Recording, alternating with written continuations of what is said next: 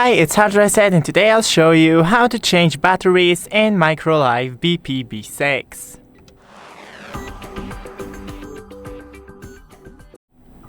So you will need 4 AA batteries and just flip it, and here is the lid. Open it and put in 4 batteries. So 1, 2, 3, and 4. Now close the lid, and as you can see, it started immediately.